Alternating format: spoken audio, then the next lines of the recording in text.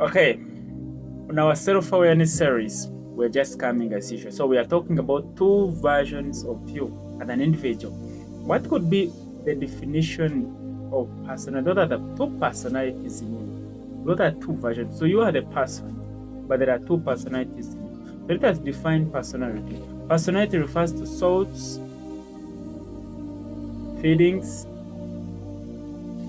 characters, and behaviors that differentiates a person from another.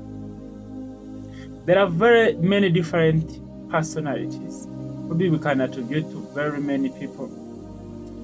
Segmend Freud, the one of the psychologists around 1930. So, but many psychologists have tried to define different personalities. But how does the personality come? Personalities always come due to upbringing, that's one, environment, and the third, maybe the genetic composition or makeup of someone. So that's where we come to have ambiverts. Ambiverts, those people who have those different traits, like they are sociable and they are quiet.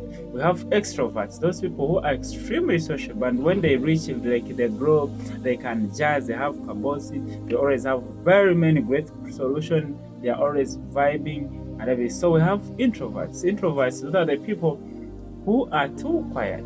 They think twice before talking and they like to be lonely. And we have even others like neurotics, what, and Elvis openness, like that. So, but today I don't want us to think more on those personalities, one and those.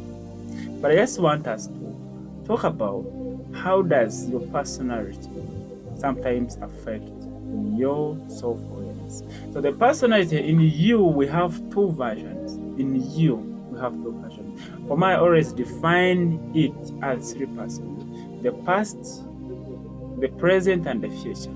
So the past always clings to the past, and like you find sometimes your past failures, they feel like they want to define you, and you find that in that situation you're going to be hurt forever, you're going to be distressed, and you find that things are not really working out.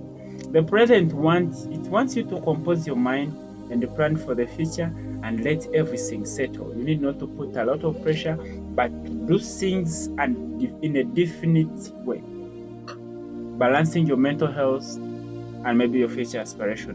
What about the future? The future you is trying to project you in that image that you yourself you don't have, but you're just going to live in that delusion, on an illusion of what you want. But most of the always say vulnerability isn't something that should be haunting you, but something sometimes that you should define imagination that turn into dreams and dreams to reality, that you are going to chase a reality. But what would be the best moment for us to live? The best moment or the version we should live is the present, because it is through the present that we negotiate with the past to say, past, it's okay, you just be there, I have learned enough from you. And in the present we start drawing some aspirations for the future. So it is living in the present that allows you to balance the past and the future. But stress and anxieties, dreams, and maybe the things around us, sometimes they don't really help us. They don't really help us enough for us maybe to really fit and maybe settle the mantle, because the world is full of storms and it's always want us to really move on. It really want us to move, look for things, what and what, because in reality people mostly look at the outward appearance, but they don't look at the heart of ourselves. People, they don't just project us by the appearance. People don't want to see maybe what you're aspiring to do, but what matters to you most importantly is you and your aspirations. You need not to maybe to seek for validation from people. You need not maybe to let the environment define you. You need not maybe to just sometimes you find like you're being stressed because the society wants you to be like that. Me personally, irrespective of maybe men of my age mates having married, I'm not into that. I'm still clinging to my future and have very many things to do. So that's what matters to me, and I don't want to listen to anyone in any way and in every form. So what matters to me is just shaping my future. So what matters to you as an individual? Okay. So the struggle between life and death, hell and heaven, sometimes make us and leave us worried. But what matters is authenticity, what is within your heart. So, but most importantly, what could be the most important thing? What could be the most important thing in our lives? And what should be the benefits of you understanding the best? Understanding the best will help you to define your goals with no stress and that clarity. Because you know yourself, and in every angle, and no one is going to maybe to tell you you're going to fail, you're going to do it. Because through failures you always derive great motivations. I remember when I was in HS, we did mock and I had 10 points. One dude came and told me, because you have made 10 points, I believe that in your neighbor the highest mark you're going to make, you're going to be 15. I told the dude that, you teacher, let us even pay, later we can put money, I'm going to make it. It must be 20 or 19. So for my, because I knew who I am and what I knew, what I wanted, I told him like that. And probably, I think it was to his shame that I came out with 19 points, because that's what was me and that's what I knew. So assume I had to bend. So maybe my past could have been trained. So that is so for you to differentiate between the past, for you to let the past define the present, or maybe you find like the aesthetic you to be overshadowed by the appearance. Maybe that's what they just that broad version of you.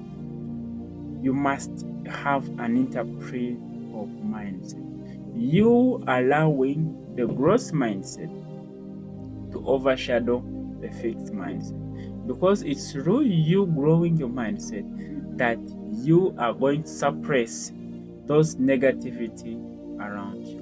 So quick reminder that failure have never and ever defined someone unless he or she let it define him. So it's you to define your future, not anyone or any situation around you to define you. But if you let it to define you, then your future will be left in tatters. So quick bulletin, and maybe what you should know. Know that you yourself, for the sake of yourself and your future, and probably no one has authority to define your future, with exception of God. And God, He Himself, always looks at the heart, not the appearance, and He is already there for you from all angles and directions. So define your priorities, chase them with deadline, and make sure you achieve.